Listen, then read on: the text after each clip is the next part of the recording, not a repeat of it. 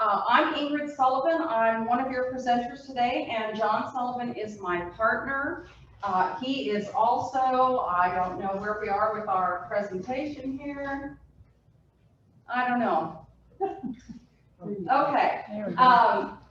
John Sullivan is my partner. Today's topic is selling and owning real estate. So we thought this would be a good time for us to share some of that information that we deal with every day in our business. And Debbie Ford, who is currently back here behind the computer, Debbie is our operations manager, and she's the person that sets up the events. She's the person that collects the reservations when you register for a class and make sure that you get all the details that you need. So we're really grateful to have her on our team. And I'm very proud to say that this year in October, she will have been with us for 7 years. So she's a great part of our team.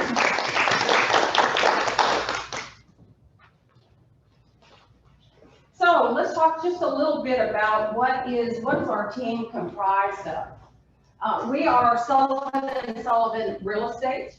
John and I have been in the real estate business for lots of years. And what we've done during that time is we've also created a company that's called Senior Downsizing Experts. So we're the owners of Senior Downsizing Experts. And then we also created another entity, which is called the Smart Senior Series, which is what you're attending today.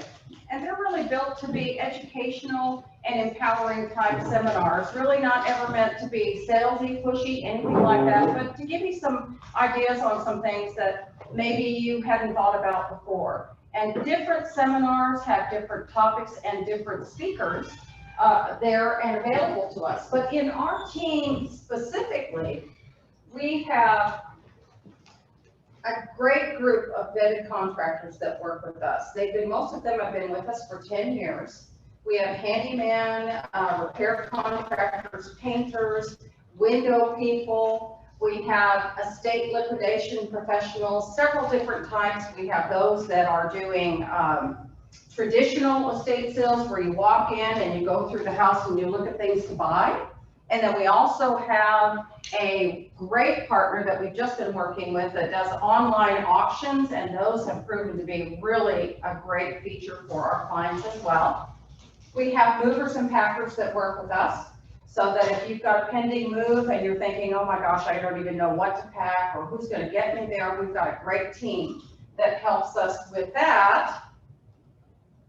And we also have our elder law attorneys that work with us and our wealth builders. So we've got a great group. If you're looking for a resource or you need to help somebody and maybe there's a resource they need, please don't hesitate to give us a call because we're happy to share that information with you. We're really proud of the people that we work with because they're very respectful and very professional in the way that they work with our clients. So we have a wonderful group of sponsors, and John's going to talk about those today. Yeah, we couldn't do this without people sponsoring to help pay for the guides that we pass out and the advertising we do. And they all are people that really care about working with aging adults too. In addition to our team, the Elements here in Meridian, an active 55 community. Some of you may have been out there last time we did a tour of it. They're one of our sponsors. Celebration Magazine, Dignity Memorial, Bertha represents them. They've been with us for a long time.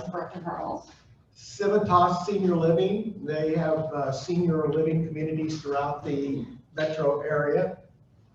There's a map of all their different communities laying on the table out there if you're interested. They're all over. A great resource. Favor Wealth Management, just very good at helping with financial planning. Old Republic Title has been one of our sponsors since we started doing Smart Senior Series. Album in Killer Ranch, that's an active 55 community. It's really beautiful. They just started people moving in the last couple of months. It's just brand new. And their grand opening here in a couple of weeks. Cherry Creek Mortgage, In addition to traditional mortgages, they do, some of you may have heard us talk about HECM or home equity conversion mortgages. And I think that wraps up our sponsors. And the Elements, which is where we are today, the Viridian Elements, which this has been a wonderful place to do presentations. It feels elegant to be here, and all of the different things that they have going on housing-wise out here. And as John mentioned before, if you didn't get a chance last month to go and take a tour of the Elements and their wonderful center called the Magnolia, be sure to make time to do that, because it's really a great opportunity. They've built a wonderful community out here. I said Elvis, but I did miss Watermark, which is a senior living community off Bryant Urban in Fort Worth. Right.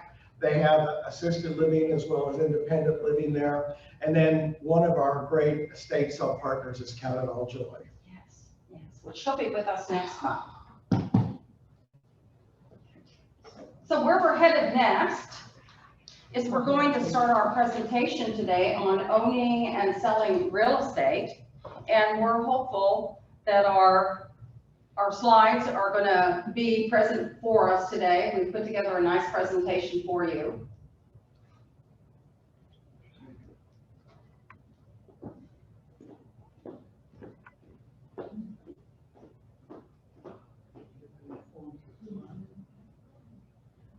In today's presentation, we're going to talk about selling your home. We're going to talk about the possibility of maybe you don't need to sell your home, but you're thinking maybe I'll keep it as income property. Or we're going to look at another idea on creating wealth with something called a 1031 exchange. So just kind of taking a look at some of these things, starting out with selling your home. You know, some of you that are here today may have something like that in your future, and maybe you've not been involved in a real estate transaction in a lot of years. And I will tell you that as real estate agents, John and I have been in the business for almost 30 years and practicing with our license, because we had a consulting company. We consulted real estate agents for many years. They were our clients. And then we've been practicing as real estate agents for 16 years. We are engaged in this all the time, and there's constant updates with the contracts and legal things that we have to know.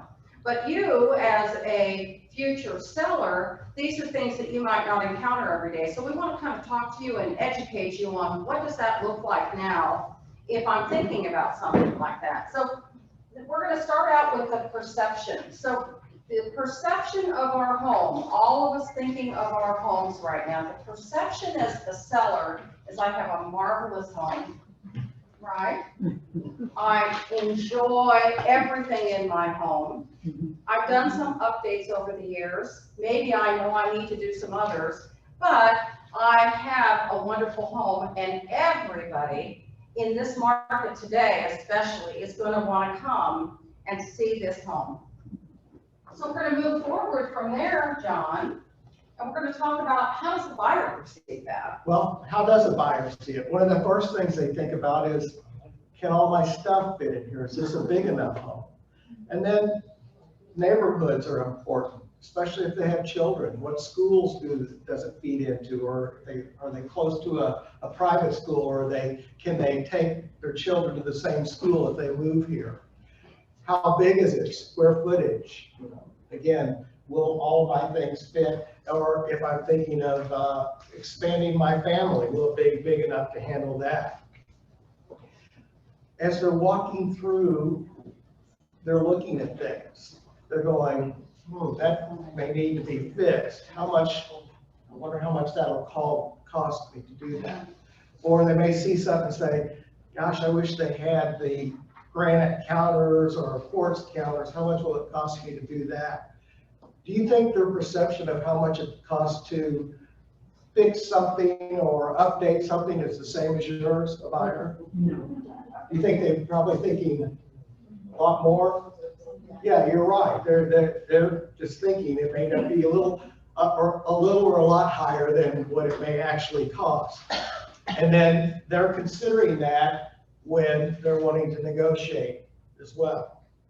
Something else that's going to be important as we're looking at point of view, and this is really an extreme view, but the other side of that is there's several people involved in a real estate transaction. There's the seller of the home, there's the buyer to purchase the home, and ultimately the last decision or the last person to make a decision about that home is the appraiser. I apologize for this. This is the first time that we're experiencing the challenges that we have right here. So the appraiser, talk about that. Yeah, the appraisers, number one, they're licensed to do what they do. And most of the time they're assigned by a lender, but they have to have a neutral opinion. So what they're doing is finding comparable properties within as close as possible. If they can find comparable properties in the same subdivision, great. But then they have to look at how big is it? Let's say this house is 2,000 square feet. They're going to look for something about 17 or 1,800 to maybe 22. Is it a one-story? I need a one-story to compare it to. And then they look how they're finished. One of the comparables may have updated everything, right? And they take that into account. An appraiser friend of ours told us that has the house been updated in the last 10 years? That comes into their decisions of how they come up with an appraised value of it. So has it been maintained well? So all these things come into their opinions, because part of it is opinion, but a lot of it is actual numbers and things. And so they're trying to match it as close as possible to yours when they come up with the price. I have a question. Yes. Does keeping records of the things that you've done to the house with the dates, does that in any way help? Yes. For buyers, number one, a lot of times we'll put together a home book for people to look through, and that's very good. That if people say they've been taken care of. An appraiser, maybe. Sometimes when an appraisers in this market aren't really coming in low. Their challenge is keeping up with how the prices are. But back in 2008 to 2010, when we had that Great Recession, if you will, and things were coming back, sometimes we had to give more proof and try to supply them with things, give them comps or say, oh, they've updated all this. But the problem with that is unless they can say, okay, well, they've updated their counters, can I find a comp that has something comparable to compare it to? Does that make sense? So yes, that's a long answer to your question, but yes, saving what you've done to the house proceeds helps. Yeah. John, I have a question. Recently, I've known 3 people who have sold their house and there was no appraisal because the person buying it said, they were in a bidding war. Well, and so after closing, can that person come back to the seller and say, you should have told me? No. If they're getting a loan, it has to be appraised. I don't know of a lender that'll loan on it without a written appraisal. If it's a cash deal, they don't have to get an appraisal. Okay, I think he's working. A lot of times they don't spend it, and they know in this market that it's about who's going to come in on top, Right. and sometimes it has to do with terms. But if they're not getting a loan, they don't have to. We've had deals where people are buying it with cash, and they just, I want the house, and what do I got to do to get it? Okay, great. So here's the other point of view. We've had the seller, we've had the buyer, we talked about the appraiser and what they think about your property, and then we have the inspector. And this is really important to keep this in mind, because unless it's a cash buyer, and I won't say that to be all the time, but if it's a cash buyer, sometimes they just have their contractor that's going to come in and have a quick look at the property, because we have this going on right now. We have 2 properties in Grand Prairie, and our sellers in both cases have said, I don't want to do anything. I just want you to bring me an investor. And so the investors they're going to go through and do a walkthrough and say, okay, this looks good, I'm going to make an offer. But that's not the norm. The norm is the buyer's gonna write a contract. They're going to, once it's accepted by you, they're going to hire an inspector. We have that going on one of our other properties tomorrow. And the inspector's job is to come in and look very closely at the property. And so that you can kind of get an idea, what does a buyer pay for an inspection? It's all based on the square footage of the home. And typically, it's going to be somewhere between 400 and 500. If there's a pool that's involved on your property, they've got to inspect the pool. They do a termite inspection. All of those things can be extras that they are adding to the transaction. But the inspector's job is to go in and make sure that your home meets the standards that they have been taught as they got their license. Kind of like for us as real estate agents. There's certain things we have to do to be licensed agents. An inspector has the same thing. And they have a book that they go through as they're looking at your house. And they're actually looking at your house code-wise like it was built yesterday. Now, you may be thinking, well, my house wasn't built yesterday, so why would they evaluate it that way? That's how they evaluate your home. And then they come back to the buyer and say, these are the things that I found that are important for you to consider when you talk to the seller. Let's see if we can move for our next one. All Well, right. this is about inspections, and they're licensed by the Texas Real Estate Commission. And to become an inspector, they have to be an apprentice to a licensed inspector for a while to learn the ropes. But after they do that, you know, what's important are the big ticket items, the heating and air conditioning, the plumbing, electrical. They're on the roof, checking the roof, and as well as some of them even measure the foundation. As Ingrid said, they follow the guidelines and the international building codes. And of course, if your house was built in the 80s, the building codes are different. And that doesn't mean you have to bring it all up to code when they do it. The buyer pays for the inspection, and it's not made public record. Usually after it's done, the agent for the buyer communicates with the agent and the seller, says they'd like these things fixed. Right. And we try to meet somewhere in the middle for that. Well, if I might add to that, John, there's just a couple of extra things that go with that. Typically, once that inspection's been done, of course, the agent and the buyer, they look over that inspection together. And the two agents, the agents are the ones that talk to each other, not the sellers and the buyers. And I've just run into that recently where people thought they had to negotiate with the buyer themselves. But the agents are the ones that do the negotiating. And it can go either way. There could be an agent that says, well, my buyer has several things that they want, and we're going to go ahead and send over the pages of the inspection so that you can have a look at those things and decide if that's something that you're interested in taking care of. There are other agents that just shoot the whole inspection over to you. It might be 50 pages. And at that point, they've still given us a list. For us, on our side, just so you kind of have a different point of view, what we would the way that we would instruct our buyer would be, create a list of things that are the most important to you, the top 10 items, the most important to you, those things that you want the seller to consider. If you just pick and choose, well, I want this, I don't like the carpet, I want this, I want that hose big filled, the seller is going to go through and they're going to pick the things that are the easy things to do. But if you list them in the order of importance, meaning the order for you to get your loan, those are things that they're going to pay attention to. And the big things, which we're going to talk about today, and we've discussed this before, the big things are the roof, the foundation, the plumbing, the HVAC, your air conditioning system, the hot water heater, and the electrical. Those are the big deals. Once this inspection report's done, it's available to buyer and seller.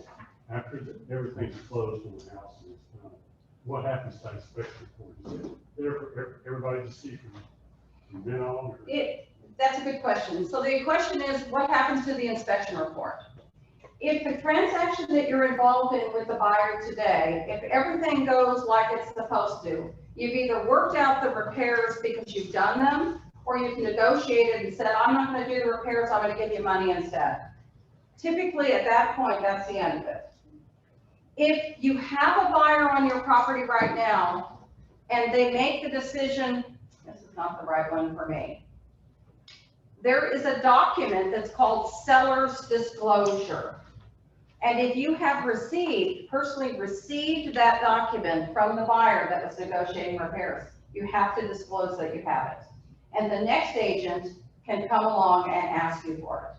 Does that help? Not the actual inspection report itself. Yes, they can ask for the inspection report. Can we see it? We noticed that you had a transaction that terminated. Was there an inspection on it? Yes. Do you have the inspection? Yes. Can we see it? If you say no, what does that make them think? Why wouldn't I want it? Why can't I see the inspection? And sometimes the buyer will say, well, I'll just use the other buyer's inspection. I'm not going to get one of my own. So that's kind of how that works. So this is an example that we copied for you out of one of the inspection reports that we have on a property that we're working with a buyer. And the only reason that we did this is so that you could kind of see what does that look like. John, talk about what those things mean up there. Well, yeah, there's a checkbox there, and so if they inspected it, they checked that. NI is not inspected, NP is, they Not have these present. standardized forms they go through. Not present, or R is in need of repair or not functioning. So see, in this one, that they check R and they make comments. Usually it may not, like this one, I don't know if the oven was heating exactly right or whatever, but there was something. They do check that. Yeah. They do check that. And it kind of depends. So this particular inspector is someone that was a little bit different than, we have a whole list of inspectors that we offer up to our buyer because we can't pick, use this guy. Then we're liable if something goes wrong. So we offer up a list of inspectors, but where it says R up there, a lot of times what you'll see also is D, meaning deficient. So John and I, for our clients, especially our sellers, we always tell them when they're putting their house on the market, there's going to be an inspection, and you have to do your very best not to get your feelings hurt. Because some people will look at that inspection and say, oh my gosh, I can't believe they marked all those things. This house was built in 1995. What in the world are they thinking?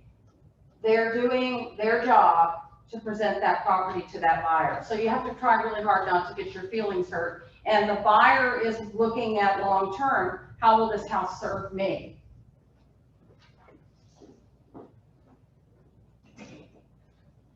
So, here, avoiding a train wreck. This is, what we're trying to do here is help you with this. Know what to expect. That's important.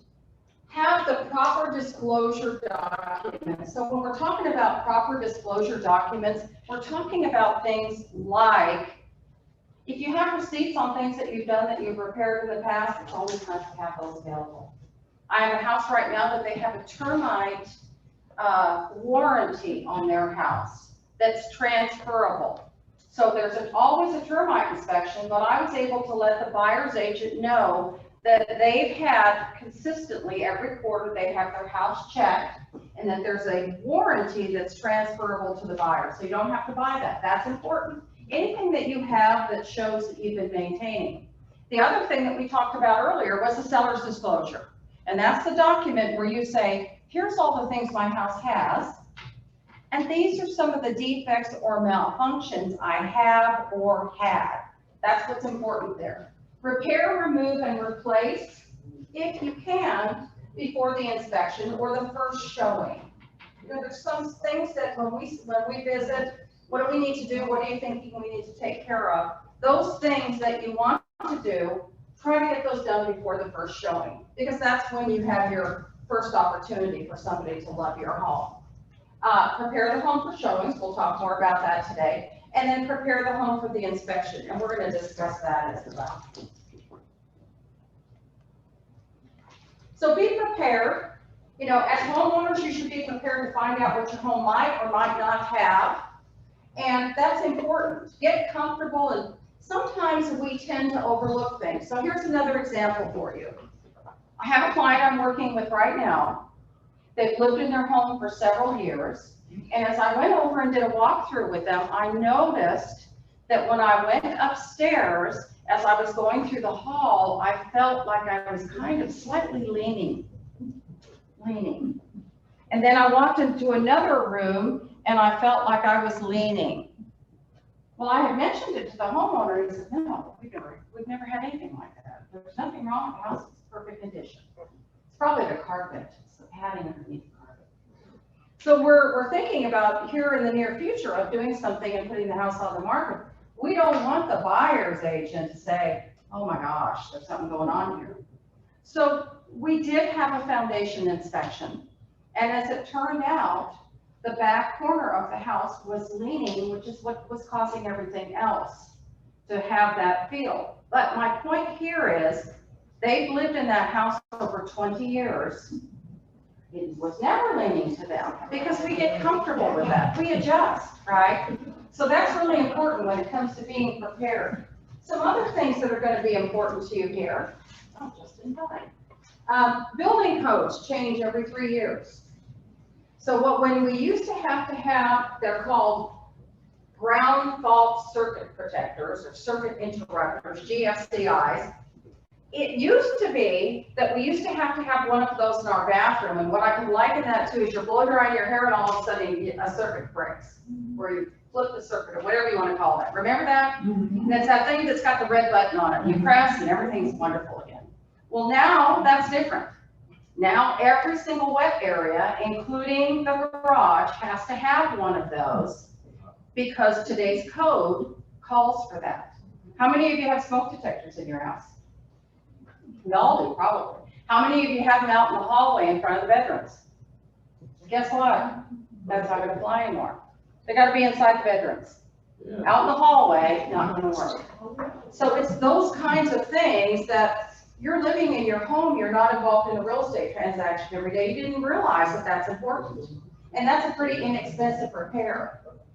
As we've said several times, the inspectors have a list of things that they have to identify. And if it's not like it says in their book, it's deficient. It doesn't mean your home is falling apart, it just means it's deficient. And some inspectors working with buyers can scare the heck out of them. Oh my gosh, if it were me, I don't know about this house.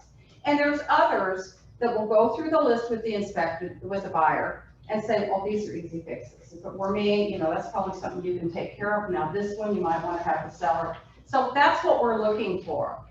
As real estate agents, we are advised not to be at the inspection with our buyer, walking through each room as the inspector's doing that. But John and I both always show up at the summary. I'm very visual, and if I'm going to be negotiating repairs for you, I want to see what the problem is so that I can clearly explain it to the other side to get that taken care of. On those GFI or whatever they're called, are they for every outside plug also on the exterior of the house? A lot of times they'll want those like on the front porch. Yes. Or on the back porch. They'll want those out there as well. Okay, so those plugs probably be changed. Possibly. And not all GFCIs have a reset button on them. Some of them don't, but they're wired to a GFCI breaker. I'm not an electrician, I don't understand it all, but I know that some don't. And now the code is that they have to have a certain kind of cover on them when they're outside too and things. Yes. Yeah. So John, talk about this slide for us. Well, keeping in the theme of being prepared, you have to realize that when you sell your house, as much as you love it and everything, try not to get your feelings hurt. It's not personal, it's business, we like to say. And, some people get really upset when they get the request for repairs to find out. And just like that one person that Ingrid told about with the corner of the house, they couldn't believe it. They were kind of angry at first about it, but it is what it is. And if you want to sell your house, you have to take care of these things. So if you're selling your house, you have to say, I'm selling it because I'm going somewhere else, and I'm not gonna get emotionally involved in it, and I'm gonna, get moving forward. And it's hard to do sometimes, but, you'll survive the sale of your home much better. And then things that you wanna start doing when you're ready to sell your house is depersonalizing it, taking down personal pictures and things like that. You know why? Because buyers are walking through and they're spending more time. Look, we actually were showing, look, he's got his picture made with President so-and-so here and everything. Do you think they were taking in the house? No. We could have gone back and asked them what they thought of the house, and they, I don't really remember that room. room. Remember, people are coming to see their home, your home, like they would see it if they were living in it. They're not coming to visit you. And So you want to make sure that you don't have those things there for safety reasons, but also for the distraction. yeah, and decluttering, I mean, Ingrid and I, for our clients, we usually hire a stager to work with them a couple hours just to go through and declutter things. And, they're gonna wanna take everything off your counters in your kitchen and your bathroom. I mean, we would have to go through that shock in our house when we do that. But they don't want people to be distracted. It looks neater and people think, oh, they really take care of their house. It also looks better for the pictures so people can focus on a room instead of everything that's on their countertops. Right. And, too much furniture and that type of thing. And that's important too. Think of it this way. If you have a family room or when family comes to visit and you all want to be together, so you've got some extra chairs in there so everybody has a place to sit, that's how you're living right now. But remember that when a buyer comes through, they want to be able to travel through your home easily. They don't want to have to move around something. They want to be able to they want to feel like there's a lot of space in there. So that's what you're going to be doing when it comes to decluttering. There's another document. Oh, I'm sorry. What's your opinion on massive restates, framing furniture? You see this on TV all the time. Just get rid of this whole stuff right here, whole new. And that's kind of crazy. I guess I would say it depends on where the house is located and the price of the home. If you're planning on taking all of your stuff out, that's not really realistic. There are some places where that will happen, but in most cases, if you have furniture in your home that is not really serving you for the purpose that we're discussing, it doesn't hurt to start to pack some of those things up and put it in your garage, correct? Because what that says to people when they see things out there and they see boxes packed out there, they say, oh, look, they're moving. They're already packing versus coming through saying, I love this house, but I wonder how long it's going to take them to get all this stuff out of here. So it's not necessary to do that. There may be some times that maybe some pieces that would represent the elk head over the fireplace better, might put a clock there instead, that kind of thing. But I would say probably nothing more than that. What about showing the house with furniture versus completely empty? That's a good question. So again, it depends on the property. Oh. And right now in this market, things are going pretty quick. It depends on how it's furnished. If there's a lot of things that are in the home that are old and need updating, it might be better to not have them there. And this is really it's particular to the seller, and it's specific to the realtor that you're working with. We don't like to have just totally empty houses. We like to put a little bit of, as I say, something in each room, whether it be a picture hanging in with each room, some toiletries in there, because buyers today don't have that imagination that we want them to. They're looking at four walls and they can't envision themselves there. And I mean, I do something in one of our homes that all the things that we bring into the house are in plastic tubs.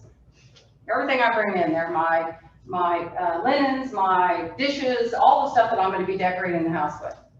I also have a big blow-up bed in that plastic tub. And I blow that bed up and I stick it on top of the tubs that are empty now. I put a comforter over it and a duvet over it and pillows over it, because what it does is it gives that person walking into that master bedroom, oh, that's a queen size bed. Our bed's just that big. Look how it fits on the wall. Just for that reason. And we Not have for to put anybody a, to sleep there, but just for that reason. we have to put a do not sit on it. Yeah. Don't sit on it, yes. Well, I was gonna say, it really depends on whether you're still living in the house or not. I assume it's your wife. Yeah, so that's key. I mean, you still need to stay there. My feeling on that is, we had a great stager for our house. And after he got done, I said, why aren't we always living like this? Right? I mean, the decluttered life. But from what I have heard, and please correct me if I'm wrong, the two places that sell a house are the master bath Which we're gonna discuss today. and the kitchen. Okay, so those are two rooms that don't have a lot of furniture in them anyway. I mean, if you got those two rooms cluttered, I don't know how you're living. Thank you. You're welcome. So let's go Didn't mean to ahead and steal your move thunder. forward in our presentation. In your handout today, we have a couple of contractors that we work with in our office that have done a lot of remodels. And we put together a list for you to just give you some ideas. Because if you know that you want to do some things, or maybe from your inspection, there's going to be some things that are needed, this kind of gives you an idea of how much money am I looking at? Because everybody says, what do you think? And we always like to say it this way. A lot more today, we're seeing sellers say, I don't want to do anything. I don't want to do anything. I'd rather give them a concession and let them figure it out themselves. But sometimes it's important to take care of those things ahead of time. And we always want to know, and your realtor should always ask you, do you have a budget set aside for selling your home?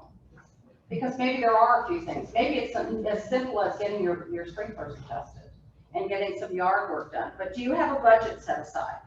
If I'm bringing my handyman through your home, because we've discussed that there's some things that we want to do, what I don't want to say is, go ahead and have a walk through here and let us know everything we have to do. Well, think about that. Oh my goodness, what if you do this? I think that would be really great if they changed that. On the other hand, if I say, and we have a budget, we've got $3,500 to work with here. What can we do that would benefit them the most? That's always important. So keep that in mind. This list, like I mentioned, is in your handout. And it's just a guesstimate.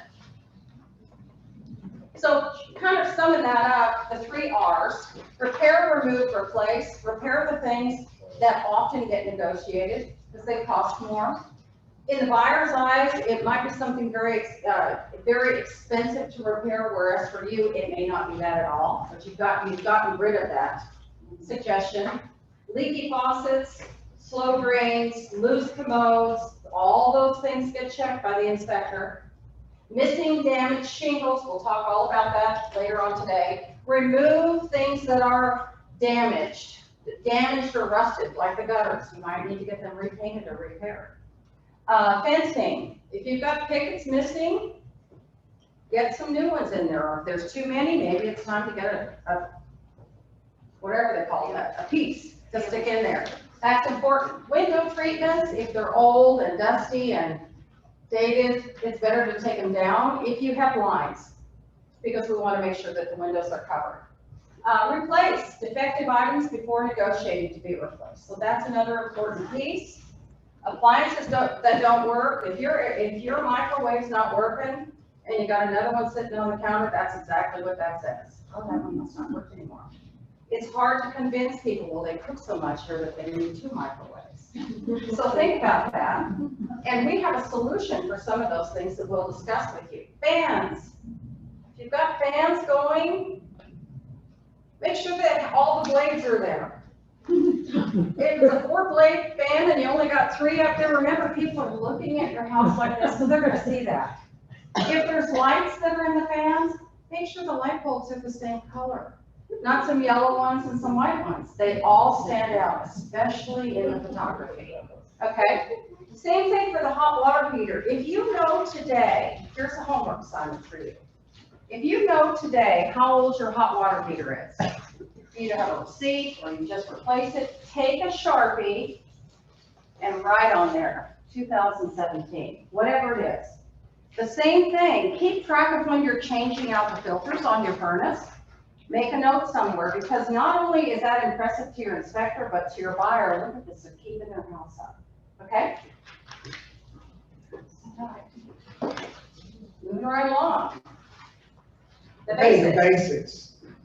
basics. Buyers generally prefer a home that's move-in ready, and they're willing to pay a little bit more for it. They don't want to come in and have to do a lot of updating or repairs. Think about it, you know, usually the husband and wife may both work and they have kids, possibly that they're running to school and other activities. Do they have time to get bids from contractors and things? So they're willing to pay for a home that's more move-in ready. So sellers should be willing to make some basic improvements, and that's one of the things that we do as real estate agents is we go through and make recommendations that you might, again, Neighbor talked about setting a budget. So let's set a budget on things and where you'll get a good return on your investment and make it more appealing to buyers as they go through it. I always like to suggest that even though it's kind of hard to do that because you've been living in your house for a long time, but try to take yourself out of the seller role and be the buyer that's pulling up to the curb of your home and that's walking up to the front door. If you walk through your front door, does your home feel move-in ready? That's really what your buyer wants, move-in ready. Now, you know, sometimes the buyers will say, oh, I don't mind a little fixer-upper, but everybody's definition of fixer-upper is different. For most people, paint, maybe flooring, but repairing other big things today, most people aren't interested in that unless they're buying a property that they intend to completely rehab and put back out there. In general, they want it to be move-in ready. So think about it this way. If your house has some things that you know need to be done, like John was just talking about, simple things that you could just take care of. If your carpet is rolling like the sea, you could get your carpet stretched. You could get your carpet cleaned. If the rooms in your home are all colors, because they just go good with the things that you have, and the house down the street is $5,000 more than your house, it's the same floor plan, chances are the buyer's gonna take that one because it's move-in ready. They can just move in, put their things in and move on with their life. Keep that in mind. Well, here's something to think about if for updating. You mentioned earlier the kitchen and bathroom are the big rooms, and if you've been thinking about doing it, why not get it done a year or two before you're gonna sell the house and enjoy it yourself, you know? A lot of people put it off and then they think they gotta do it, but you know, maybe it's a good time if you think I could be selling in the next 3 or 4 years, get it done so you can enjoy some of those updates yourself. And that's the true thing, you know, here again, most buyers prefer a house like we just talked about, move-in condition. The interior work for the prospective buyer, it kind of depends, everybody's busy. In most cases now, it used to be that people would buy a home and then they'd go in and rehab it and they'd move in a month later. But nowadays, everybody's busy. And so what they want to do is they close on Friday, they move in Saturday and Sunday, and they're back at work on Monday. They don't want to have to take the next couple of weeks and maybe delay the closing or pay rent somewhere. That's really important to keep that in mind. I have a comment. Yes. I think one of the things that people don't think about is having their windows cleaned. We're going to talk about that. Yeah. That's a really important factor. It sure is. And we talked about appraisers, that they take that into account. Has it been updated in the last 5 years? So again, why not get it done and enjoy it yourself? Yeah, exactly. So let's move on to some of those updates. Yeah, kitchen and bathroom are the big ones, and most people, and certainly all the new builds, what are they using on countertops? Granite, different stones, quartz is a big one, so hard surface countertops are good, and those are good things to consider doing for your home because you'll get a good return on investment on that when you do that.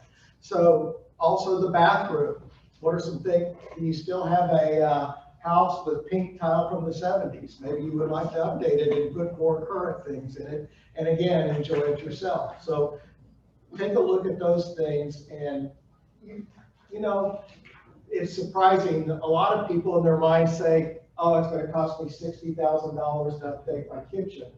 And might be able to get it done for 10 or 15 if you're, looking at the right people and do the right things. Right, and you know, when John mentioned, pink tile, recently I have a client that lives in Grand Prairie, and she's got an older home she wants to sell. She has pink tile in her bathroom, and we happen to find somebody, which is a great connection for us, because they can reglaze that tile.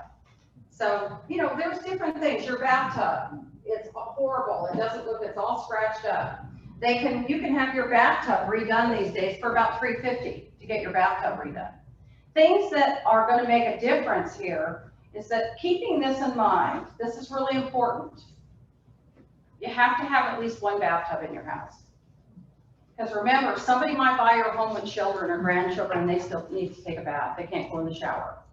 But in your master bath, if you're someone like us, we're not in the tub that much, hardly ever. We want a huge shower. So that might be the place that you're going to make that change. You're going to make yourself a big shower in there, like John said, spa-like, but you're going to take the guest bath, update it, but leave that tub in there because they're going to be looking for that. Sometimes it's hard when you've done both and people say, yeah, there's 2 showers in here. I really needed to have this other one. So keep that in mind. Some other things that we're going to talk about here with the kitchen, and while I'm waiting for this slide to come back, you know, appliance-wise, it's important that it all matches. You know, again, most people today, they love stainless steel because that's the thing. The dark stainless steel is the thing. But it's important that things match and that it's not a mismatch of things. So you want to keep that in mind when you're looking at your appliances. Here again, oak cabinets used to be really popular. They're not so much anymore. But maybe you're thinking, oh my gosh, I can't replace all of that. So what can I do to dress it up some? Maybe get some new hardware on it, some new brushed nickel or some of the oiled bronze hardware on there to make it stand out so that someone can feel like there's been some care given to this house and it's been updated some. Okay? Here's some other things that are on here. Built-in microwave, we talked about that. We talked about the garbage disposal. Now, you may not use it very much, but somebody else is going to. So that's really important to make sure it operates because the inspector is going to call that one if it's not running. That doesn't cost that much to put a new one in that'll chew up a tree limb. Right. Real good one. I was so happy to get a new garbage. Yeah, really, it was a good one. And we treated ourselves to a new dishwasher last year, and I'm sorry but I just have to tell you, I got a Bosch. Oh my goodness, do I love my Bosch. Instead of hearing the gurgling as the water's going from one place to the other, the only time you know that dishwasher's running is if you walk in the kitchen, you see a little red dot on the floor.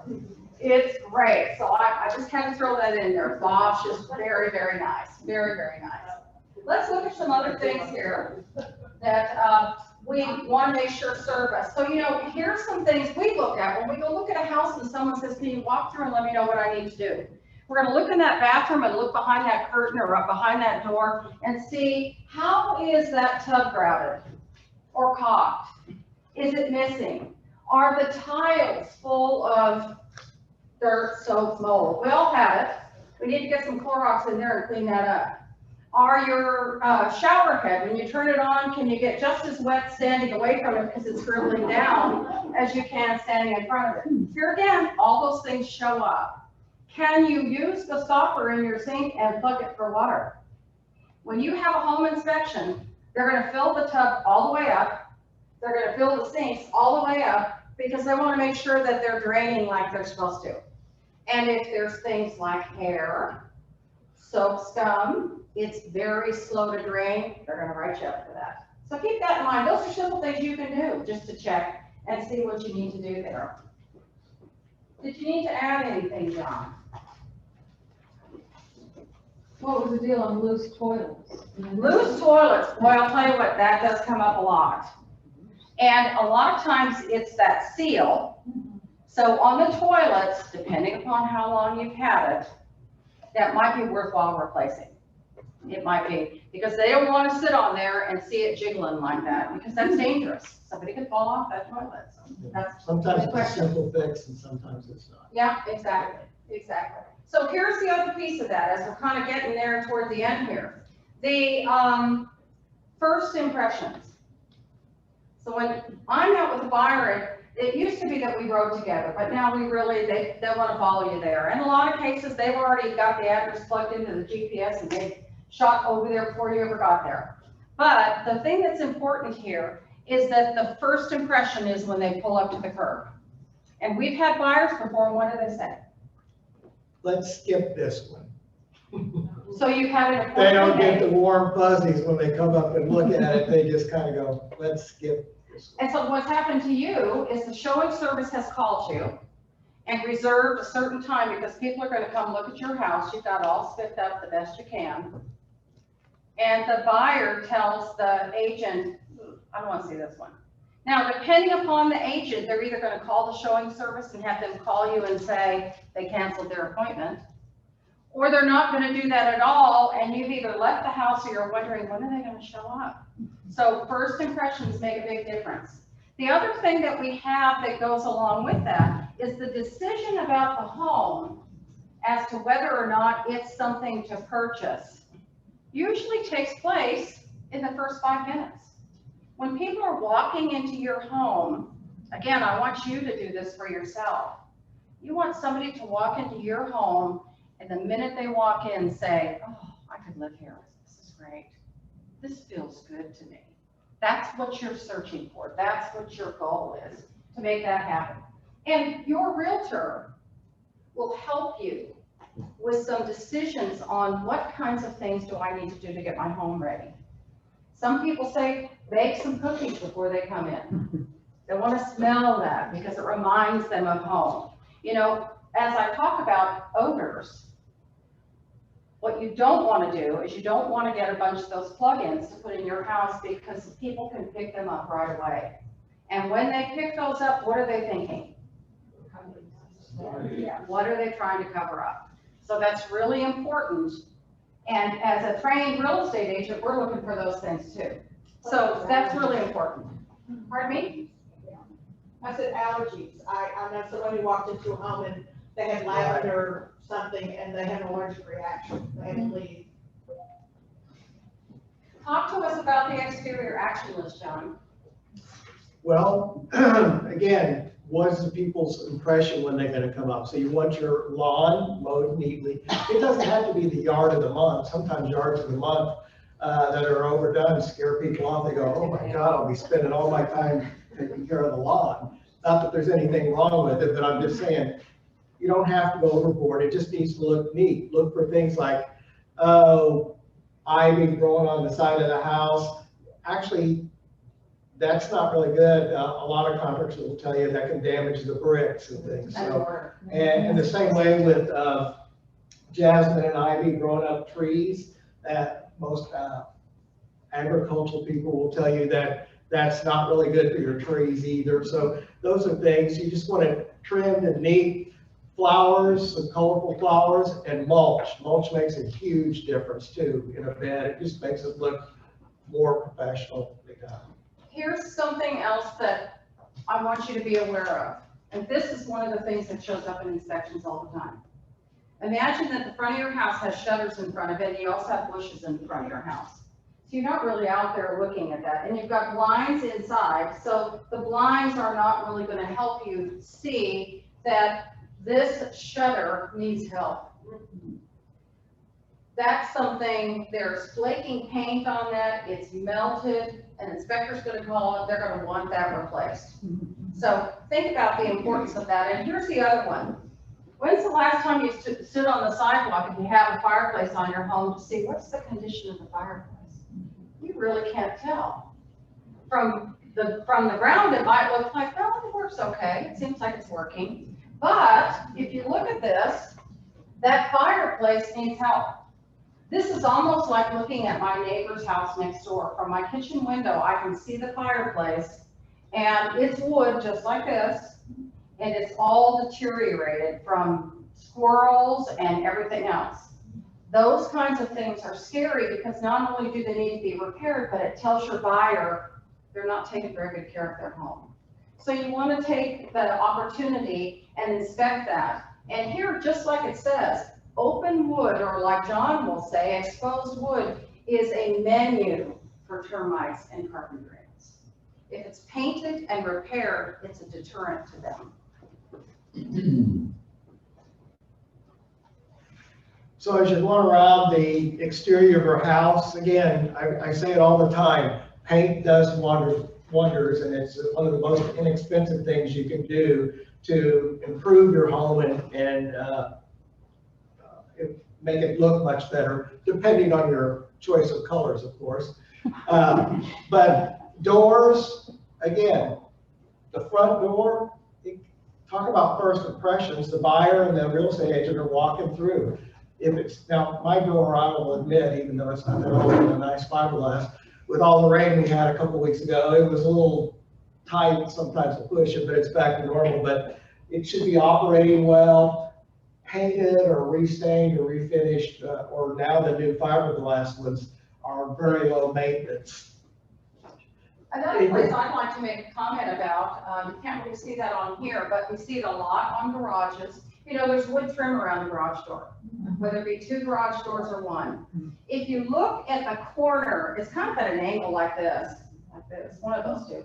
Anyway, because there's a lot, when water comes and weather comes, that paint there and that wood is deteriorated. It can be covered and painted and acceptable, but not left without. So again, there's a simple repair that you can do yourself without having to hire a contractor to come out and do that for you. Now I'm gonna change the slide and I'm gonna address the windows, because the windows are important. If you're gonna put your house on the market, get your windows cleaned.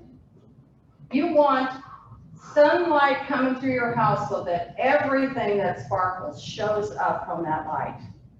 And it's really important. I'm not a good window person, I'll tell you. I can work it, and I still have a streak or something somewhere. We have people that work with us, they name of their company, Squeaky Clean Windows, and I'm telling you, when they come out and clean, you have to check to see, is there glass there? Because the windows are so clean. But here's the other reason for that. You look out the window and you say, gosh, my windows are dirty. And then you get your windows cleaned and gosh, the windows still look dirty. Well, maybe it's not the dirt on the windows, it's the seal, the gas seal in between the windows that has failed. And eventually that does what we call foggy windows. Now, some foggy windows, if it's a little foggy, just looks like a little dirty, that might pass. But if it's milky, that's not gonna pass. You're gonna need to do something about that. You're gonna need to get at least the glass replaced in that window so that it's clear. Here's another thing. Our yard guy, a couple of weeks ago, I was working in my home office and I kept hearing this ping, ping. And so I thought, what in the world is that? Well, I wasn't really paying attention and there were branches flying on the window. It was really aggravating. I said, if that window breaks, it's on you. So when's the last time you looked in the corners of your windows or checked any of your windows, period, to see if they're cracked?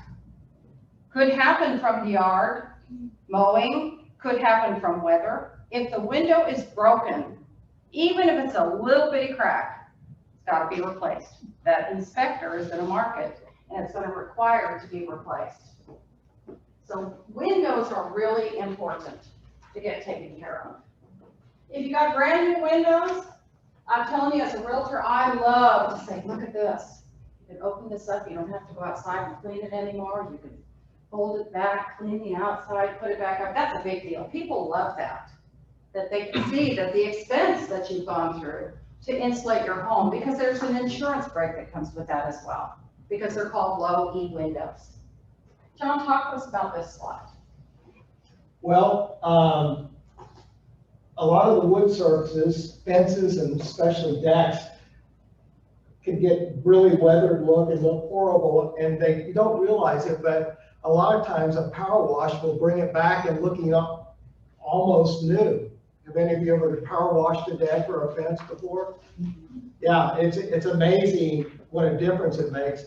And a lot of times, especially in Texas, we have mildew growing on the outside of the house in some areas, and so it's a good investment a lot of times to have somebody, if you don't have a power washer, but the guys that do it for a living have very strong commercial ones, and they can come in and make a huge difference, whether it be your deck or the outside of your house, sometimes cleaning it. I saved this one for you, John.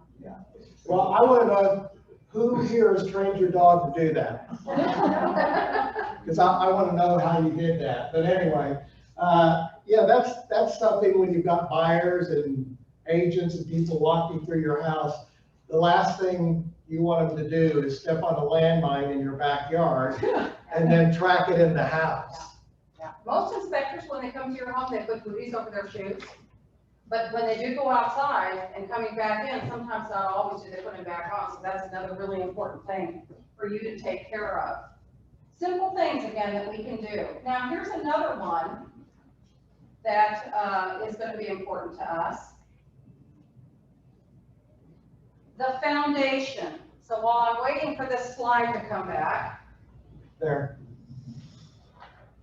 this is an important thing. All houses in Texas settle.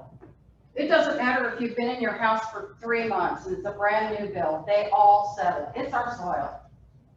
But some of those things require attention. So if you've got those cracks that are going off the doorways, like you see here in this one, that might be something that's worthwhile. Or the trim is separated, or if you go outside and you look at the trim around your home where the gutters are, if that freeze board is separated, that says there's movement.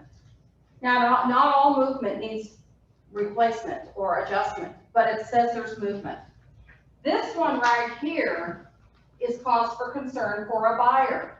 If you go outside and you walk your house, which is one of the things that we do when we go on a consultation, usually you'll see this around the windows.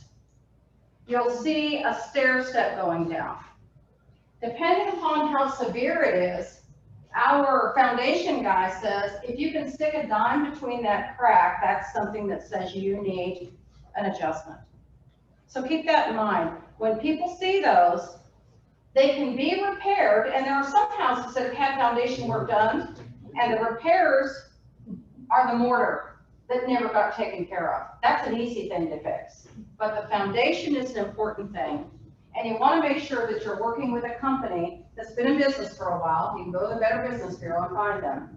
And that offers a transferable warranty to the buyer if and when you decide to sell your house later. There's a lot of companies out there that are fly-by-night that do the work, and they are nowhere to be found when it needs to be adjusted. Yep, I can't tell you how many times owner says, oh yeah, see, we got a lifetime guarantee from Bob and Son here. They did our foundation 10 years ago, and there's no Bob and Son. So, and then there's another thing that a lot, even the high rates, sometimes they tend to overdo the amount of peers they recommend and things. So we always have good references if we're looking for that kind of work. Yeah. Another piece that we talked about earlier, I'll catch you in just a second, but it's your roof.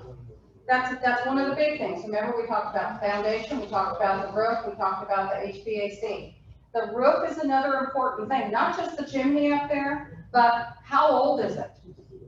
If your roof is 17 years old, there's a good chance that you've outlived it, the insurance on it. The roof is something that could cause someone not to be able to get insurance on the roof. If it's not insurable, and you may say, well, it's insurable for me. Well, it is insurable for you, but when you move, they got to get their own insurance.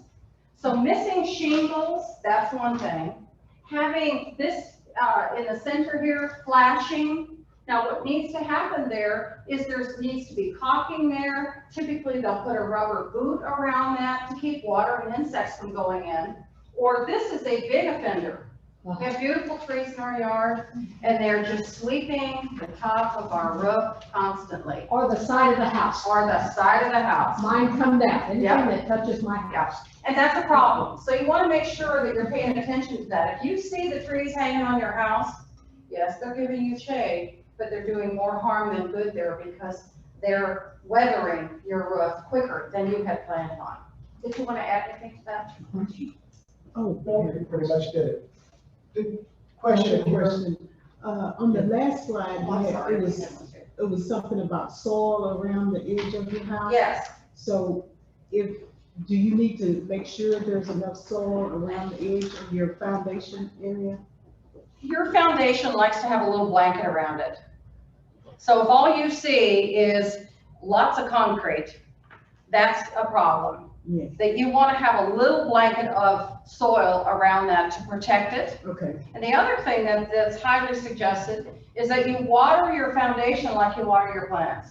Mhm. Because it's constantly moving when it gets dry. So that's something that's really important. You don't want it covered all the way to the bricks, Right. but, you know, Right. maybe where a couple the inches up. cement, because mine has the cement showing right there, so. Yeah. So you need dirt. So I need dirt You there, need dirt. okay, And there's a lot of places where you can pick up fill dirt for free. It's- oh, okay, And for some people, it's not that I can't find the dirt, it's I gotta find somebody to haul it for me. yes. But you definitely need dirt when that shows up. That's important. Gutters, On the foundation, we can. pardon me? On the foundation, Mhm. I believe any inspector that would look at those two photos you would have, when you get in the house, especially would say, there are cracks, you need to go check with a structural engineer to see if that's an issue. Mhm. So then you're left with, do you want to do that or have Right, a fire pick up that? right. And so what do you do? Because my experience is, it depends on which firm you get. Mhm. You can get three separate, I had one house where the estimates to do repairs on the house, and this house happened to need repairs, $8,000 to $27,000. Wow. Three different types of inspections, three Yeah. different types of solutions. So, then the seller is left with, who am I gonna go? And I gotta put all this extra money on top of $500 for inspections. Right, right. You have a buyer coming in and he may say, do you want to let the buyer pick up on it and say, well, the buyer goes out and gets an inspection. And the buyer's gonna pick whoever if he's aware of it and familiar with it, he'll pick whoever he wants. And that's where you may decide that you want to contribute to it. But the one thing that you mentioned that's important, it may cost you $500 for a structural engineer, especially if you have what we're looking at there. But it might be worthwhile because in the end, whether you have foundation work done, when it's done, in the end, the structural engineer has to give it its blessing. So if the structural engineer looks at it first and they say, yes, you need some work done here, then you know that you've got that you need to do. And it doesn't matter how it's done, because that structural engineer is gonna have to come back and bless it for it to be complete. Yeah, typically, we have a couple foundation companies that we work that are A+, they've been in business 15 or more years. And if we suspect something going on, before we put the house on the market, we have them come out and look at it. And there's been a couple times they wrote a no problem letter that says it's within tolerances. Right. But if it's not, then they do that, and usually they don't charge you for the engineering, the final engineering report till they do the work and things. So you can get a good check on it and things, and if they think it's within it, they'll write a letter that says we believe it's functioning as it should. Just kind of briefly on these slides that we have here, same kind of thing with your gutters you want to check. Our next door neighbor probably isn't even aware of it, but he's got herbs growing out of his. I don't know if they're edible, but there's herbs growing in those gutters. And these kinds of things also here where we've got blistering paint, that needs to be corrected. And those are things that you can address easily before you have somebody come and look. Or John, we have, what are they called on our gutters? Just the screen. Guards. Yeah, the screens that keep the leaves and things out of it. But you should look in there because all the dirt that collects on the roof and gets washed down and stuff. I was Usually, gonna ask that there question. is some mud at the bottom of your gutter that you didn't even know was there, but those gutter guards are nice to keep it, the leaves and Real everything. quick, I just thought about something that isn't on the slide, but it might be worthwhile making a note of. If you have downspouts on your house, where the rain drains from the gutters, and they're really short, and you notice that when it's raining, there's a big puddle there, that's another problem. And what they recommend that you do now is you get an extension on that, Home Depot, so that you can extend it out farther so that water drains away from the house, because too much water around the house is not good for it either. So keep that in mind, that's an important thing. How did you clean the gutters when you have the gutter guard? How do you get that dirt out of there then? A hose. Yeah. You run a hose. Yeah. but not you, not you. No, I don't, Somebody I'm not else. gonna climb that. No, just a strong. I've done that, I've done that. A strong hose Yeah. to rush it out, or sometimes a real gully wash of rain will wash it out too. But like I said, a lot of dust and things collect on the roof, and And sometimes. if they do your shingles, your roof, then you've got all that mess to fix. Well, a lot of times, too, though, when they do that, it kind of depends on, sometimes when they're replacing the roof, they also there may be gutter work that needs to be done, so, they can take care of that at that time. Just see what your insurance is gonna pay for, which is important. Handle as much of it as you can at that time. We wanna talk about, interior. So actually, we've been talking about outside, but here's some things, we all have, the way that we know right away that our roof's got a leak is we got a stain. Stains on the ceiling are really hard to conceal. If you just take regular old paint and put something up there, it's not gonna do it. Kills will do it if it's the right one. So it's important, the first thing is get the roof taken care of. And then those stains are gonna be important. And today's inspector, we used to think, well, let's go ahead and take care of all these things first. That way, when people start looking at my house, it's gonna be perfect. Today's inspector will write on the inspection report, it looks like they've done recent repairs and paint. So they're seeing that now. So doing it the right way is gonna be important to you. That's all on water stains. Ultimately, your house needs to be really clean. That's important. We wanna make sure that before we put it on the market, we have somebody come in and do a clean everything up really nice. Now, if you are, if that's just your specialty, you may not have to worry about it, but a lot of people like to have that done. And we do, especially when the house is vacant, we have a make-ready done, and that's when we do a deep clean everywhere to make sure that it's just right for the buyers as they start to come in. We talked earlier about decluttering. Here again, less is best. That's the best thing I can tell you here, less is best. You want to make sure that when people come through, if you've got a big kitchen, you don't have every appliance that you use out on there. They want to see big, spacious. You want to make Sink is sure. not another storage. Yeah, and you want to make sure that people can get through the house. Sometimes what we found is the children's room. The beds are not made, opening the door, oh boy, that kind of thing. You want to make sure and keep those things done. And sometimes when you're thinking about putting your house on the market and people say, should I stay here and sell it or should I move first? Sometimes it's easier on you if you move first, because then you don't have to worry about being neat and tidy every single day, all day long. Okay, so keep that in mind.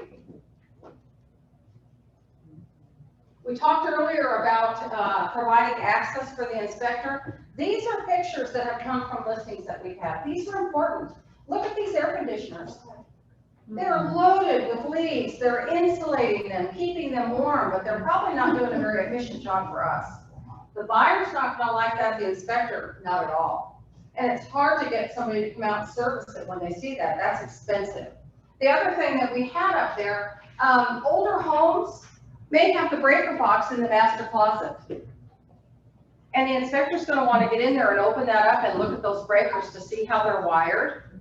So if yours is in your closet, you wanna make sure that your closet is easy access for them, because they don't wanna feel like they're getting into your things, so they can get into that breaker box. If your home is older and your breaker box is on the outside of your house, you might even have a padlock on it for obvious reasons. But the day of the inspection, you need to make sure that they have access to that. That's gonna be real important. I can't There you go. make a comment about that. Garage, a lot of us use our garage as storage now because storage is expensive. But we need to make sure that it looks neat and tidy, doesn't smell like gas cans in there. People can see where your sprinkler system is so that they can go and look at that, because the inspector's gonna run your sprinkler. You wanna make sure it's neat. If there's boxes in there that are packed and labeled, it tells people they're preparing to go somewhere. If there's stuff all over the place, it says, oh my goodness, look at this mess. How long is it gonna take them to move? Okay? Same thing for the attic. People need to be able to get up there and see what you have. This is probably a very obvious slide. I have this happening right now. We all love our pets. If you have pets, you need to make sure that when some people are intimidated, they can tell when they get to your door that there's pets there, and they will not walk into your house. If you have cats, you really need to be very, very, very attentive to the cat box. Because that in itself tells somebody, oh my goodness, how am I gonna get this out of here? And that's really all I can say there, is that your pets need to be crated if they're gonna stay in the house. It needs to be noted in the showing instructions. Last thing an agent wants to hear is, there's 2 cats in the house, don't let them out the door. Oh my goodness, I've got people coming through and I gotta watch for the cats. They don't wanna do that. If you can, take them for a day at the spa if you've got a busy day. Because right now, if your house is on the market right now, you're gonna be in and out of there a lot during the day. Because there's lots of showings and you can't stay there during that time. So just be conscientious about your pets.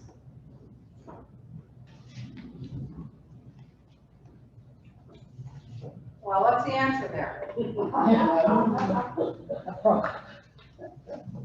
How much money can I afford to spend? What are the important things for me to do? Right, John?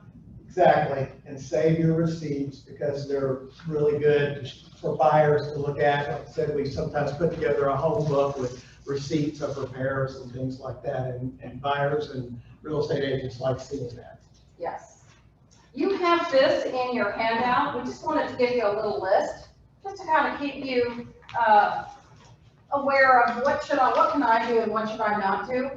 What we want for you to understand about this is that once your house is on the market and you've had an inspection done, if there are repairs to be negotiated and you've made the decision that, yes, I'm going to do some of these things, you have to use a licensed contractor. Because keep this in mind. When you're gone, if that repair goes bad, you want that person to have a receipt that they can call that company back to make that repair. Not Joe next door that got a case of beer if he went and fixed the fence post. So, it's really important that you save those things, and the contract itself requires a licensed contractor. You can change light bulbs. We talked about that earlier. Make sure they're all the same color. You can do things like that. Or some of those GFIs, you might use an electrician before you put your house on the market because you've got a receipt for that. But repair-wise, that's a very, very important thing for you to be conscientious of.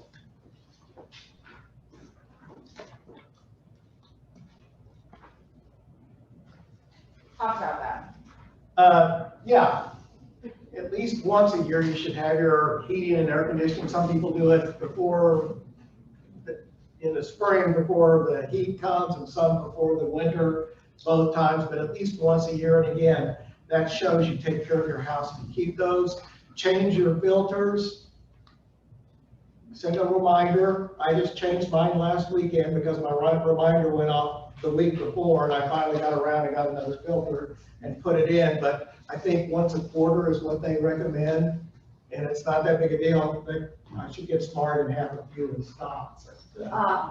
Anyway, Here's set a one other reminder thing. for yourself to change those filters. Here's one other thing, another homework assignment for you. When you go home, I want you to look at the ceiling and I want you to look at the air ducts. Are they rusted? Do they have stuff hanging off of them? How about the return air? How does that look? That says, if they're clean, that says you take good care of those filters. If they're dirty, that buyer says, oh, I wonder when the last time is they changed the filter in this house. That's important. That's just a vacuum thing or a dusting thing. Clean that up. If they're dingy and old, you can take them down and you can spray paint them to clean them up, or you can just go to Home Depot and get yourself a new one. But the air filters, the air ducts are really important. A lot of it, again, thanks to HGTV, got to think of it this way, our buyers are so much smarter today. They're looking and they know what to look for. So we want to let them know that we've been good stewards of our property. Last but least here, everything has to be on. So if you're not living in your home, it doesn't mean you can turn off the electricity and the water. It's got to stay on. The inspector wants to know everything turns on, so does the appraiser. If that's not on, or they can't access something and they have to come back another day, somebody's gonna pay for that inspector to come back, and a lot of times it's you, because you weren't accommodating for them to get that done. So keep that in your mind. A lot of people, when we teach this class, say, well, so what should I do? Do you think I should get an inspection on my home before I put it on the market? So think about it this way. If you're someone that says, you know what, I just want to take care of all that stuff before so they don't have anything to come back on me, and I can show them I had an inspection done and I've taken care of these things, you might choose to do that. There's other people that say, let's just wait and see, let's get a buyer, let them do an inspection and see how it shakes out. I'm not going to do anything anyway, I'd rather give them money and just wait and see. But it's really up to you. But one thing that you might want to consider, which we love to offer to our clients. You don't already have a home warranty. They call it a seller's home warranty. It costs $75. You don't even have to pay it up front. They take it out at closing. And then they call $75, I think, for a service call, and it can save you thousands. We just sold a nice home in Grapevine that the inspector identified a bunch of things on the heating and air conditioning. So, cost a $75 service call, it probably saved them $600–700 in repairs. So we highly recommend them, a lot of the homes listed for sure. So your bottom line here, you might want to spend a little bit of money. Do you get this home warranty when you list your home with the realtor? That's what we do. Some of our clients already have a home warranty on Right. there, so they don't need to do that, but Right. it's good, And it cheap covers. insurance. It covers, it does not cover the roof, it does not cover the foundation, but it covers the plumbing, the electrical, several appliances, Okay. those kinds of things. And again, the benefit here, in our case, we can't talk about how everybody does it, because not everybody does it the same, but in our case, we put a home warranty on our seller's home when we list it. So that we know that if something happens, they're not gonna have to pay $150 for a service call, not to mention parts and labor. Bottom line is, if you don't use it, you don't pay for it.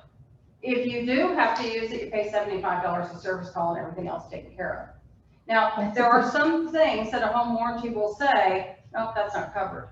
But for the most part, those things can be addressed. Well, they'll charge you a reduced price if they have to add Freon. It's not what most companies will charge, but because of the cost of Freon, they do have a thing like that, but still, it saved our clients What's your question? hundreds of dollars. How long does the home warranty, some of them will last for a whole year or something, a home warranty? So look at it this way. If you're gonna do it because you're gonna sell your house, Yeah. then you're gonna put it on at the time, put the warranty on at the time that you list your home. On the other hand, your buyer will try to negotiate a home warranty from you as one of the things in the contract. So what happens is at closing, let's say the home warranty is $550. At closing, they're gonna look at the proceeds of what you're gonna get, and they're gonna take that $550 out. It's kind of like buying a used car with an extended warranty on it. Yeah. You're only responsible for that first year. Uh-huh. And at the end of that year, the home warranty company calls the buyer and says, sellers have done their part, do you wish to continue? And then they negotiate something different, but you're not responsible for that home warranty after that. And some people say, oh my gosh, once I sell my home, how many things can they come back on me on? For the home warranty, that's another benefit to the home warranty. Yeah, that way. Once it's sold, it's done. Pass the keys on, you've been honest about what you have, it's done. But that, when you said $75, is that just? Well, for a that's- short time or something? That's what we usually do for our sellers, and it's during the time you have it listed for sale. Oh, uh-huh. Yeah, Alright, so it's yeah. $75 for that while it's listed for sale. Now, what Ingrid said, 90% of buyers put in a contract that they want the seller to pay for the first year of a home warranty, and that's just part of what they negotiate. So that's okay. The other part of that too, if you're thinking, you're saying, well, I'm not really planning on doing any of these things right now, but I want a home warranty. Well, there's a lot of different home warranty companies out there that we can share that with you offline. And you can go ahead and put your home on a home warranty right now. And what you would do is you have the option of paying for it all up front for a year contract or paying for it by the month. But in any event, and you know, there's people that are probably here today that have said, oh my gosh, I've had horrible luck with the home warranty. I would never do that. And I would tell you, for us, our home warranty has taken care of, replaced our microwave, replaced a hot water heater. We had a slab leak. They took care of a big portion of that for us. Worked on our air conditioner before we decided that we were just going to go ahead and replace it. A number of things that we didn't have that cash, extra cash, out of our pocket to take care of. So it's been beneficial for us. And we pay about $65 a month for our home warranty. Now, if you have a home warranty, and we have a contract with our air conditioner, we've had it ever since we have it put in. If we have a home warranty, can we use those people to come out and do this? The people that we have this contract with, they come out twice That's a a good year. question. The home warranty company has relationships with contractors. Okay, Sometimes, if there's something specific that you want to have done and the contractor that you are looking for is not one that can serve you, a home warranty company may come back and say, okay, the budget for that particular repair is, let's just say, $200. We'll use your guy, but we're going to only pay them the home warranty fee, $200. So you can do that too. Same thing goes for appliances. We wanted to upgrade our microwave. What they had in the budget for us was not, one we found was just not what we wanted. We want something a little bit better. And they said, okay, we're going to take care of a certain amount. We'll give you a budget.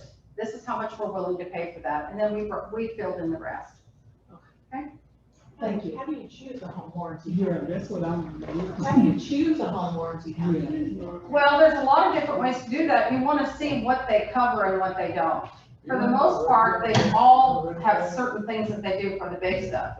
But there's some home warranty companies out there that cover sprinkler systems, and there's others that won't cover things like that. So you just want to you have a budget in mind of what you'd like to spend for that, and now you want to start to compare them and see who's going to take care of those things for me. What company do you use? What company do you use? Well, we have American Home Shield. Okay. We have a list at the office of different ones that we can share with you. Make them available to you. Is that online? No, if you can just send me an email or something, we can share the names with you of the different companies. Oh, sorry, I'm sorry. 4 hours ago, I re-enlisted with TXU. And in closing, the first question they asked me, would you like us to have included in your rates your warranty for your kitchen appliances? I've never heard that before. Huh. Well, you know, they're all trying to do what they can to get your They have a business. warranty. I said no. Yeah, they have a warranty company. I mean, they have a warranty company. There's lots of companies that they want your service and they know that they're competing with others, so they're gonna try to add things on. And they're just gonna hire those contractors for those things to help you with that. Yeah. Okay, well, let's move forward here. We're running a little bit behind and I have had a character building experience this afternoon. You handle it very well. Well, I want to make sure that, you know, we're going to give you what you pay for. So we're done with how I sell my house, but let's look at some other things just briefly that we want to talk about when it comes to preserving your legacy through wealth, building wealth. And here's some things to keep in mind. We talked about this earlier today. For most people, they're selling their home because they're going to take the money from that house and they're going to buy something else. Or they're going to take the money that they made off of that house and they're going to use it to move into senior living because we specialize in 55 and older. We see that a lot. But there are other scenarios where our seller says, you know what, I really don't need to use the money for that. I already have what I need. I want to use my money differently. And that's what we're going to talk about now. So we're looking here at risk versus return, stocks, bonds, we're looking at real estate, investing in property, and then we're also going to talk just briefly about another item called 1031 exchange. So John, talk to us about this slide. Yeah, so there's multiple ways that you can go to invest your money to hopefully make more. You can put it in the bank and get a CD or in a savings account. How's that paying off these days? Not paid off. Yeah, you don't even see hardly any movement, do you? And then stock market, you know, we have some of our money in mutual funds through a broker advisor, and that's good, but it's a higher risk investment, especially if you're making those decisions on your own. You know, I have a good friend told me, hey, my brother just, you know, he bought Tesla years ago and now he's, you know, almost a millionaire from the stock and everything. Well, that's great, but it doesn't happen to everybody.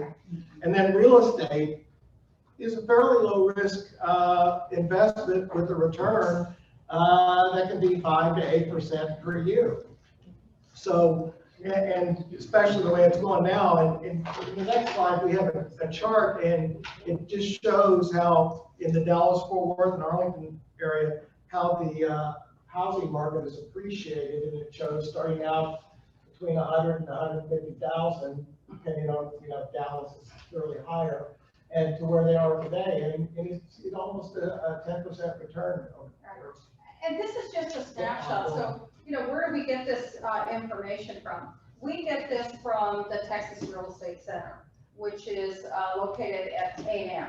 So they send us reports all the time on what's going on with the market. So that's really there just to give you a snapshot. As you can see, that's through 2020, and I know that it's continuing to go higher as we go because of where we are in the market. So here would be one choice. Yeah, if a rental property, you know, we've been involved with that. It has its ups and downs, but it's a good investment, and if you have it set up right, it's a pretty good deal. The pros, you can build wealth. It pays better than the bank, and it's less risky than the stock market. You know the property, cash flow. You know, even if you make a significant down and you're making payments, you should work with somebody to help you calculate, am I still going to get a cash flow, or is all my money still going to go to payments if I'm renting it out? So, and it's a great tax deduction too. Cons, what are you going to do if it's vacant? Well, pretty much in the Dallas-Fort Worth area, you're not finding many vacant properties to rent right now. Can I interrupt you there? Pardon me? Can I interrupt you real quick on that? Right now, because of the way the market is going so fast, buyers are out there writing offer after offer after offer, just trying to get notice for something. In a lot of cases, their house is already under contract and they gotta go. So they can't find something because there's 50 people that are looking for the same thing. So now they're going to, well, maybe I'll rent for a while till the market calms down. Well, I will tell you that the landlords have taken full advantage of that. The rents are up there too because they know people need housing. So that's something to keep in mind. Well, anybody here a landlord? Yeah, in the slide, it talks about some cons. One of them was a low vacancy problem, but that's really not a problem. Finding good tenants. You know, when Ingrid and I have been landlords in the past, property management company for us is the way to go. It insulates you from problems. They have all the people to take care of it, and their fees, you just write off like you would other fees to it. To me, it's a no-brainer as far as that goes, to help manage the property and let them find the tenants and worry about collecting the rent and things. So we give you a couple of different choices. So I'm going to sell my house, I'm going to take my money, and I'm going to do something different with it, with another property. I'm going to move into a new house. Last month, when we were here together, we had Jefferson Aldridge with Cherry Creek Mortgage, and he was talking to us about home equity conversion mortgage. I'm going to sell my house. I'm going to buy one of these new houses out here at the Elements, but I'm going to pay a lot less for it because of my age and the conversion mortgage. We talked about taking the money that we make from the home that we sell, and we're going to instead, we're not going to sell the home. We're not going to move. We are going to move, but we're going to keep it as a rental. because we want to have an investment property and some income to fall back on. And a lot of people look at that I'm gonna be able to take the money I receive from my rent, and that'll help me with my expenses somewhere else. But here's another choice to consider. It's called a 1031 exchange, and it gets its name from the section 1031 of the Internal Revenue Code.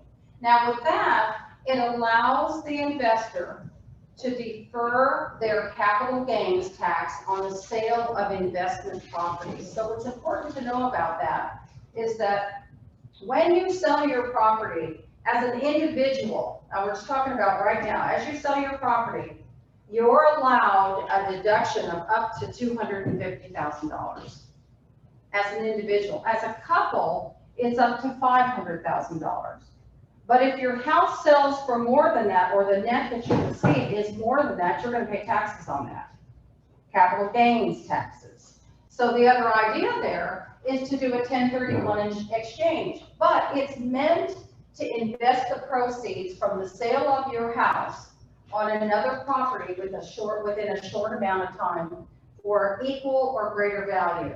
So in this case, you want to be working with someone, they're called a qualified intermediary, and that person is going to guide you on the best way for you to spend that money. And that's going to be your advisor, but it can't be someone that's in your family, and it can't be your CPA, anybody that's going to get a gain on how you're going to use your money. That's why it's called a qualified intermediary. And the handout, did we give them the handout? Yes. The book that you got when you came in Ingrid, you want one? gives you some details on that. And Old Republic Title has a qualified intermediary. Thank you, Debbie. Could I get a handout? Yes, ma'am. Did you all register with Debbie when you came in? Yes. Because that's how you're going to be able to be entered into the drawing. Okay. So this booklet is something for you to take along with you, and it just kind of explains some of the things that we're going to be talking about today. But it's primarily for investment property. So the benefits of a 1031 exchange is it builds generational wealth. You might use that for properties that you're building wealth for your family, for your kids, and for your grandchildren. It helps you defer your taxes on your capital gains. It helps you build equity in your portfolio. And as it says here, it's a great estate planning tool. But it has a timeline, and that's important. You have up to 180 days to get that transaction complete. But you also, during that time, working with your intermediary, you have to identify within the first 45 days what kind of property you're going to purchase with that money. Whether it be another home, whether it be a condo, an apartment, again, it depends on what you have. You're going to work that out. So we're looking here at the completion of the sale on your current home. And what that's called then, it's called the replacement property. You work with your qualified intermediary, and there are lots of different resources for that. This is just one, and we have some other resources as well that we can share with you afterwards if you're interested. Within the first 45 days of the sale, you have to identify your replacement property, and you can do that up to 3 properties. So you can buy 1, or you can buy up to 3 properties with that money. Your qualified intermediary takes the proceeds from the sale of your home and gives it to the seller for the replacement property. So the home that you're selling, the way that that's called is the relinquish. You're relinquishing the monies for that property, and you're buying a replacement property. And you have this transaction to complete within 180 days. That's how that works. But what that does is it gives you another opportunity to utilize that money in a different way. We have an investor that we work with, and over the years, he's used a 1031 exchange to buy numerous properties that he used as rental properties. I think at one time he had 140 in Arlington. He had 140, and he just kept buying more and more and putting that into investment properties. Or let's look at this scenario in closing today, which just kind of gives you a better idea. So dad has passed and mom is moving to a retirement community. For an easier life, as we like to say, lock and leave environment, easier life. She has 3 children. Those children, she's going to actually purchase some other properties to improve her portfolio with the monies that she's received.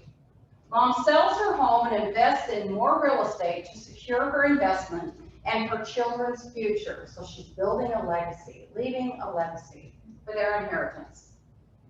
Mom avoids the capital gains payment of $350,000 because she's only entitled to, she's a single person, $250,000, and the sale was $600,000.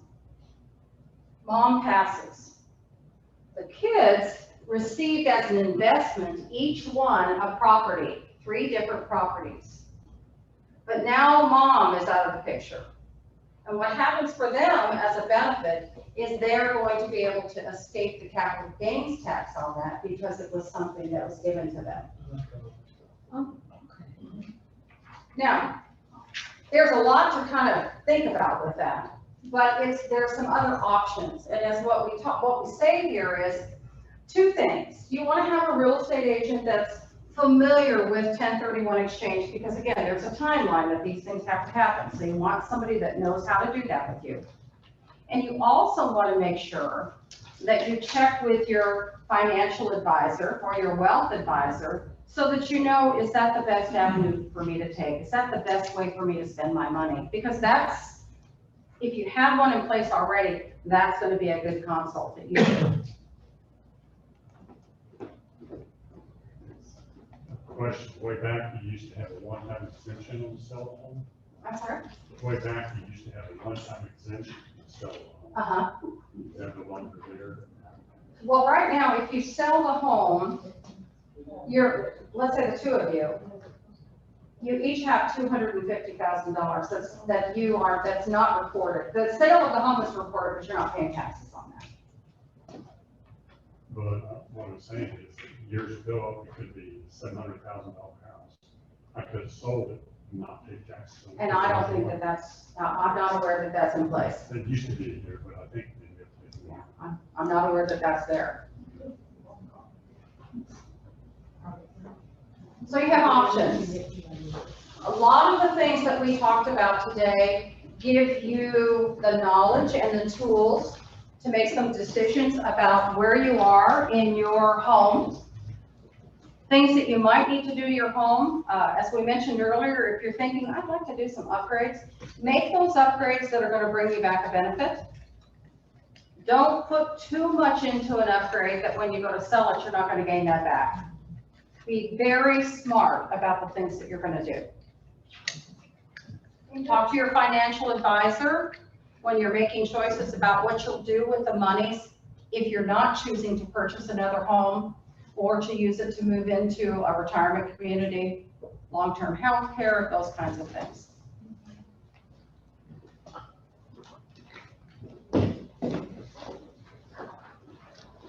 Okay, so we've come to the end of our seminar today. Again, thank you so much for being so patient with our show up here. What kinds of questions do you have before we do our drawing?